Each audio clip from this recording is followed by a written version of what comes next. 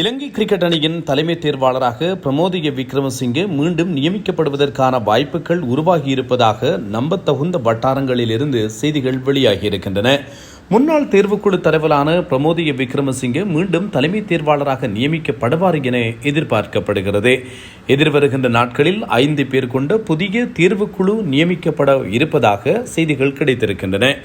April 2021 முதலாக தலைமை தேர்வாளராக பிரமோதிய விக்ரமசிங்கே செயற்பட்டார்.